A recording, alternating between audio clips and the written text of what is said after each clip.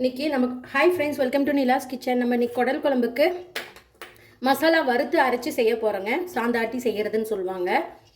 வாங்க, அதுக்கு நான் வந்து 2 டேபிள் ஸ்பூன் அளவு ஆயில் ஊற்றிருக்கேன். நல்லா காயிட்டும். ஆயில் நல்லா காஞ்சிருச்சு. இந்த ஸ்டேஜில் 2 கட்டி பூண்டு, இஞ்சி இந்த சைஸில் வந்து கட் பண்ணி எடுத்துருக்கேங்க.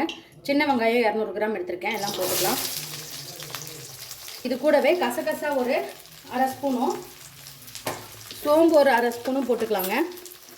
எப்பவுமே மட்டன் குழம்புக்கு, கறி குழம்புக்கெல்லாம் சோம்பு கசகசா போட்டு இந்த சாந்தாட்டி வச்சா நல்லா இருக்குங்க.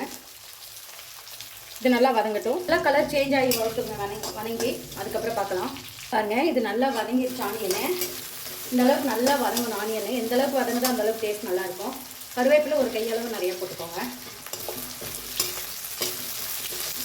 வதக்கிட்டு இப்போ மசாலா ஆட் பண்ணிக்கலாங்க.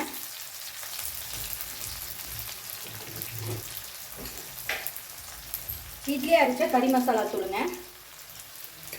நான் வந்து ஒரு 2.5 டேபிள் ஸ்பூன் அளவு போடுறேங்க.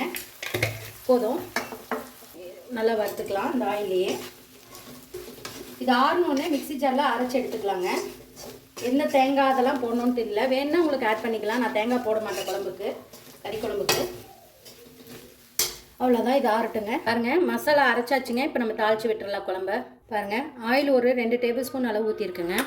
ஆயில் நல்லா காஞ்சிருச்சு. இப்போ கடுகு ஒரு அரை டேபிள் ஸ்பூன் போட்டுக்கலாங்க. புரியுது பாருங்கள், கடுகு நல்லா.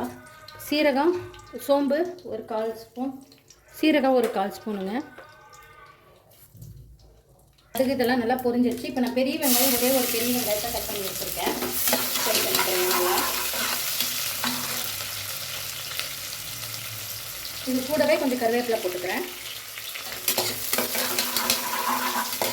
நல்லா ஃப்ரை ஆகுதுங்க.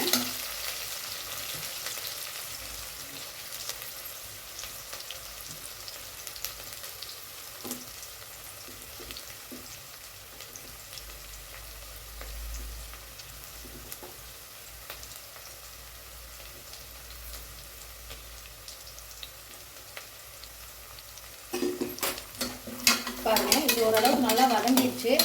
இந்த ஸ்டேஜில் கொஞ்சம் மஞ்சத்தூள் ஆட் பண்ணிக்கிறேன்.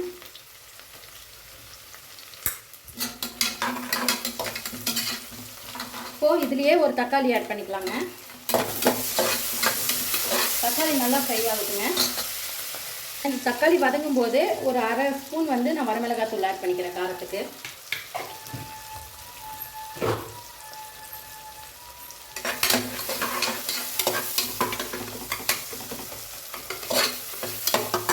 நல்லா வதங்கிடுங்க. நல்லா வதங்கிட்டு இருக்குல்ல, ஆட்டோட அந்த கொழுப்பு இருக்குல்லங்க, அதை போட்டுக்கிற ஃபஸ்ட்டு. இந்த ஆயிலே வதங்கியில் நல்லா ஆயில் விடுங்க அதுக்கு. இப்போது நான் அந்த குடல் க்ளீன் பண்ணி இந்த மாதிரி நல்லா வாஷ் பண்ணி ஒயிட் கலரில் எடுத்துருக்கேன் பாருங்கள். இது போட்டுக்கலாம்.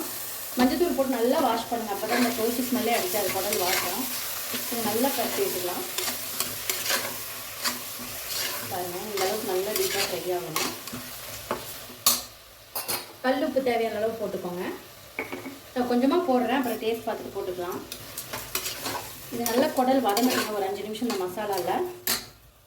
பாருங்கள், குடல் நல்லா வதங்கிடுச்சு. இப்போ நம்ம எடுத்து வச்சுருக்க மசாலா ஆட் பண்ணிக்கலாம்.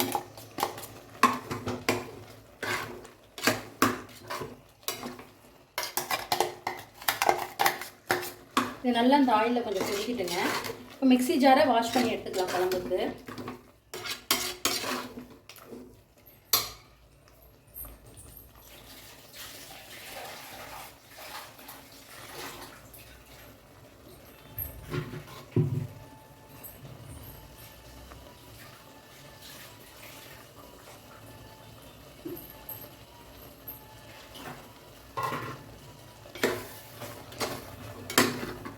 பாருங்க,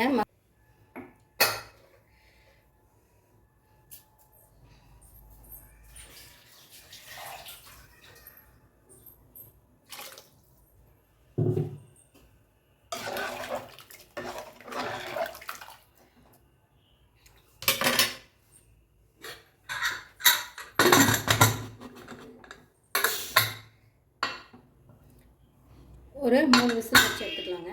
பாருங்க, இந்த மாதிரி போட்டு ஒரு 3 விசில் வச்சு எடுத்துக்கலாம். ஓப்பன் பண்ணி பார்த்துடலாம் வாங்க. பாருங்கள், எவ்வளோ சூப்பரான ஒரு குடல் குழம்பு ரெடி ஆயிடுச்சு. வாங்க மிக்ஸ் பண்ணிக்கலாம். அவ்வளோதான், சூப்பரான ஒரு கொடை குழம்பு ரெடிங்க. கண்டிப்பாக நீங்களும் இந்த மாதிரி ட்ரை பண்ணி பாருங்கள். ட்ரை பண்ணி பார்த்துட்டு மறக்காமல் எனக்கு கமெண்ட் பண்ணுங்கள். இந்த வீடியோ பிடிச்சிருந்தா லைக் பண்ணுங்கள், ஷேர் பண்ணுங்கள், மறக்காமல் சப்ஸ்கிரைப் பண்ணுங்கள். தேங்க்யூ ஸோ மச் ஃபார் வாட்சிங். பாய்.